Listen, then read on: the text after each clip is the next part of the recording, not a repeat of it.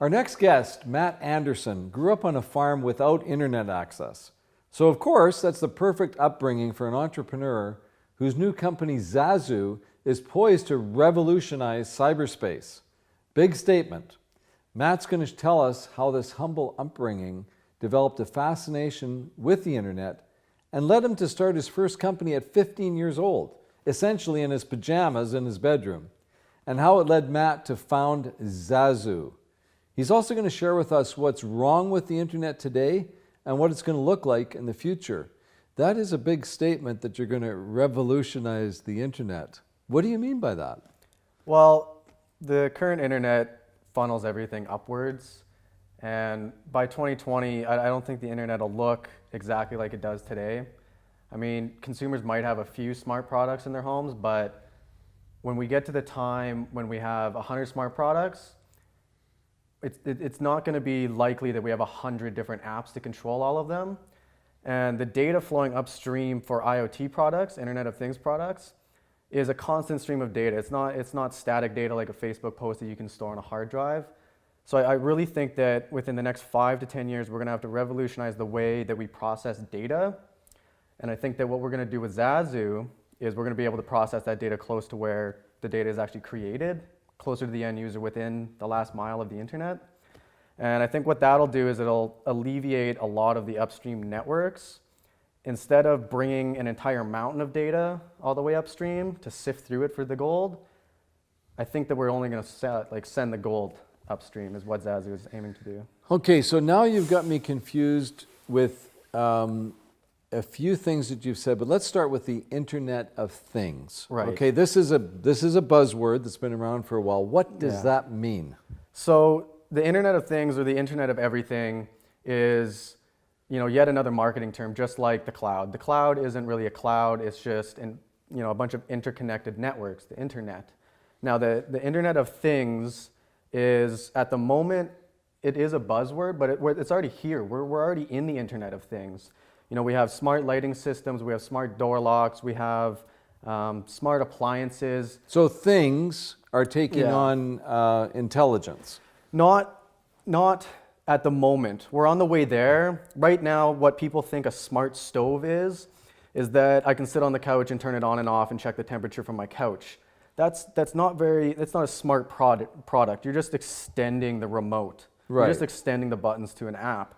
Now, what I really think a smart product is that you put a piece of food in there, it recognizes what food it is, it recognizes what recipes you used last time, and it recognizes what temperature it needs to cook at, and then tells you when it's done. Or it even shuts itself off. Exactly. Yeah. That's what a smart product is. And right now, like I said, if you have 100 different apps in your home from 100 different companies for 100 different products, it's very unlikely that they're communicating with each other. So instead of a smart home, you have a very fragmented brain that's controlling your home, where you have 100 different interfaces for all of them, and eventually it's just going to make it not even worth it. You might as well just get off the couch and go and turn on your stove. That's where I think the internet is going in the next 5 to 10 years. We already do have Internet of Things. It is here, but the products themselves aren't very smart yet. They will be smart when they start communicating with each other. And the problem that we're seeing right now with the internet is that they all have their own signals up to central servers. Now, it's the same principle, is that if we're sitting right next to each other and I were to send you an email, right? Guess what? It's email goes all over. It goes thousands of miles away and then comes all the way back to you, even though we're sitting 2 feet away from each other. Now, that is not an intelligent topology for the internet. There needs to be some sort of decentralization for the servers and the data centers so that we can process that closer to where you and I are, which will offload the upstream networks, alleviating bandwidth and essentially making the whole internet faster.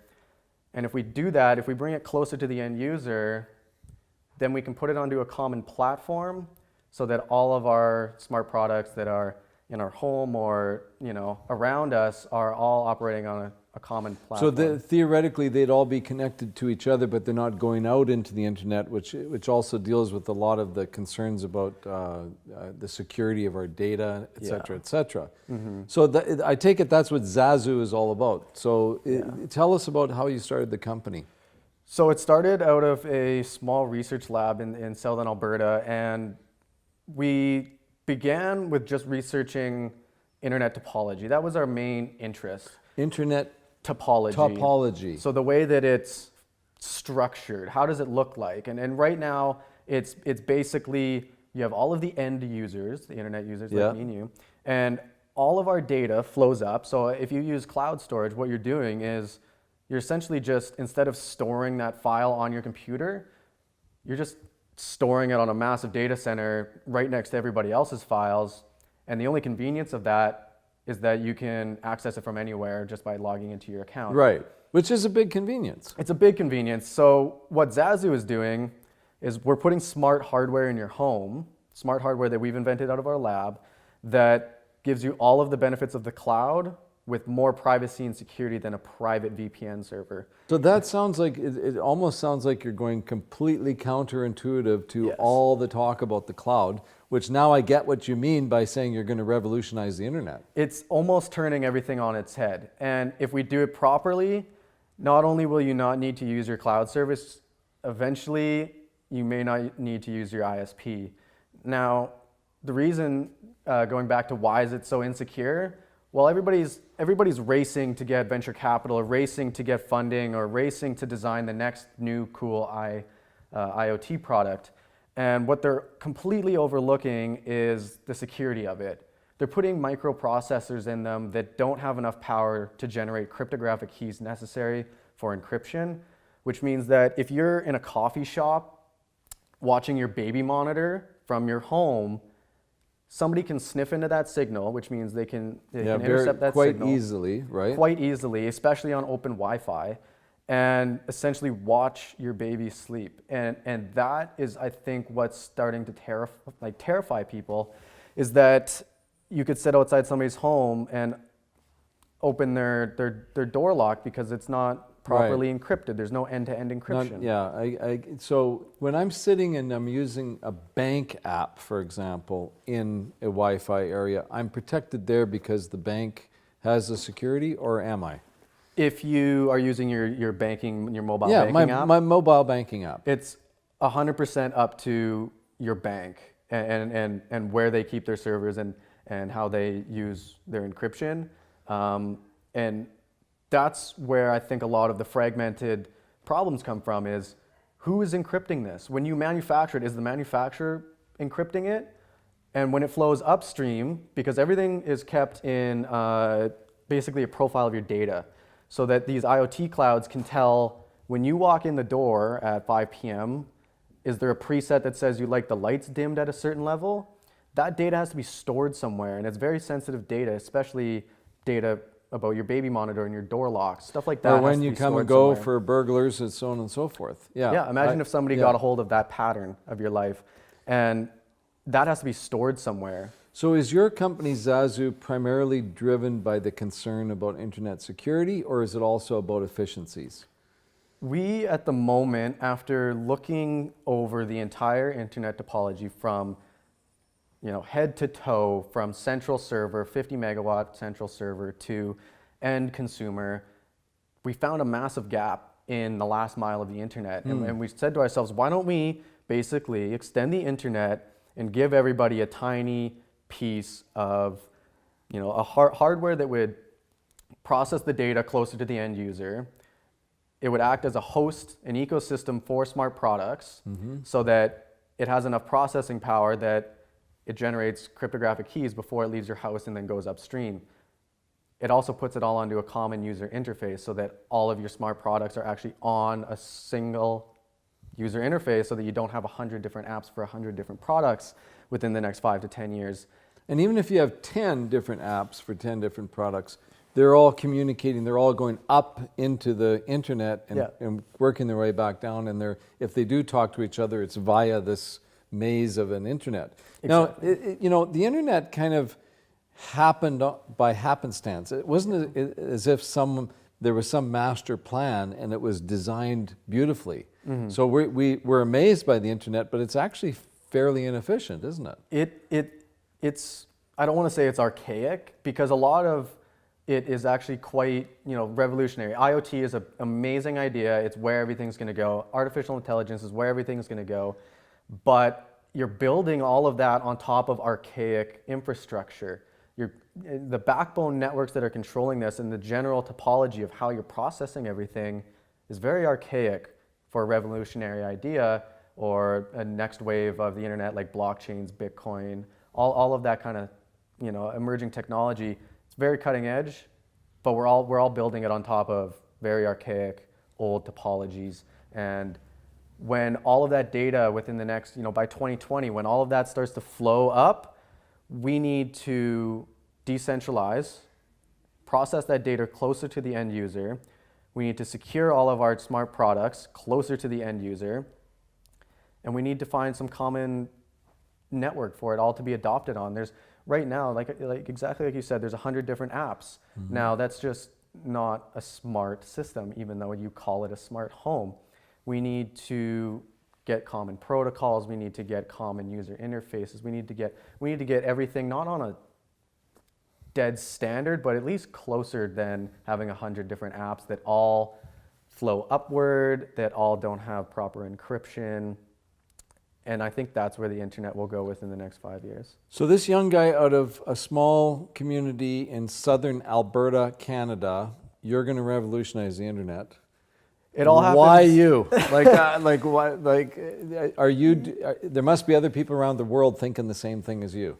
We get that a lot. Is, why isn't the big tech companies thinking of this? Why isn't your ISP thinking of this? And we have been talking with the ISPs, and it scares the hell out of them, because if we got a city that had 0.04% adopting this hardware, Zazu's hardware in their home, you wouldn't need your internet service provider anymore. And it's simply because we're extending the internet's reach, we're extending the content delivery networks so that the data can be processed closer to the end user, but it can also be distributed closer to the end user, which means if somebody nearby has content you need, our network can deliver it to you without using any upstream internet network. Now, that is something where I think is revolutionary, and that's where a lot of disruption is going to come from. If you don't need your ISP anymore, but you're still paying $150 a month for your phone bill and your home internet, that's where they're going to start really coming down on us. And we're already talking with them, because it's better to just partner with everybody and share common ideas. But that to answer your question, it is a little weird that it's come out of this lab in southern Alberta that nobody's heard of. But the rebuttal, I think, is that there's a reason GM, Ford didn't create Uber. There's a reason Blockbuster didn't create Netflix. Netflix went to Blockbuster in the early years and said, I'll give you 50% of my company. Blockbuster refused, and they went, Right. They went belly up. Now, disruption can only happen from a small amount of people that put everything into perspective and realize how ridiculous it is, because the big tech companies, I feel, are all doing the same thing. They all have their horse blinders on. They're all looking down this narrow path of. Isn't it ironic that these, I would assume you'd include like Facebook in that category. Yep. So this classic case of guys out of their living rooms in college putting this thing together has become this massive, huge company now that has its blinders on and is going to get surpassed by someone like you. That's the hopes. I mean, and the reason is that, like I said, everything's a patchwork. We have the old internet infrastructure, and now IoT is really cool. So we're going to keep building all these IoT products, these wearable products, without thinking of the fundamentals of what it's going to do within the next 5 years. Mm-hmm. Where's the security coming from? Where are you storing that data, and where are you analyzing it? And it comes right back to, we're going to create all of these products, and then one day all that data is going to come upstream, and are we ready for it by 2020? And I'm not sure that I totally get your product, but it seems to me like you're also going to be addressing this huge issue of big data. And a lot of people, I don't particularly, I may get to a point where I don't really want my data out in the internet. And that's a big part of what you're talking about. Exactly. It's essentially giving every user a tiny piece of the internet so that Got it. all of the data that you create doesn't have to flow upstream. What we're looking at right now is you're paying $150 a month to get access to something where you create data that flows upstream to be monetized. Now you're in the middle of all of that and you don't get any of the data. It's not that, it doesn't come back downstream and is productive for me. You're paying to give all this data so that they can sell it and Exactly. monetize it. Exactly. So the company's called Zazu. What's the next step for Zazu? So we're currently raising funding. We are, well on our way. We're testing it. We're seeing how people like it, and what will it do for the consumer. The reason that I like Zazu so much, other than I started the company, but it has a value for everybody. It's not, we're not a company that says take back the internet, everything's corrupt, and they think I wore my tin hat to the studio. It's not that. It's just a simple solution for a very big problem, and it solves so many of these little problems with one simple solution. Just bring it to the end user. And it's a piece of hardware, It's which a is tiny ironic. piece of hardware that will not break the bank. Put it in your home, and we've just solved like maybe 9 out of the 10 problems of the internet, and we'll figure out the last one in a couple of years. But it's very, very simple. Plug it into your home and your home network, and it has a value for everybody. It has a value for Netflix, YouTube, the ones that are trying to get the content closer to the user. It has a value proposition for data brokers, all of the companies that are trying to process the data, these central data centers. And it has a value for the user and the ISP. It lets the ISP transcend network borders. And it lets the user have that privacy and security that they're paying for with their internet service. It gives them all the benefits of the cloud with more privacy and security than a private VPN server. Well, what's super cool about this, I just met a guy in LA who exited his first company at age 15, and he's invested in 40 companies since 2010. And he said to me, this year I'm only doing hardware deals. So you're going to get an introduction. Oh, there we go. That would be perfect. Matt from Zazu, thank you so much for joining us. Thanks for Sounds having me. fantastic. Can't wait to follow along this story. Thank you Perfect. for being here. Thank you.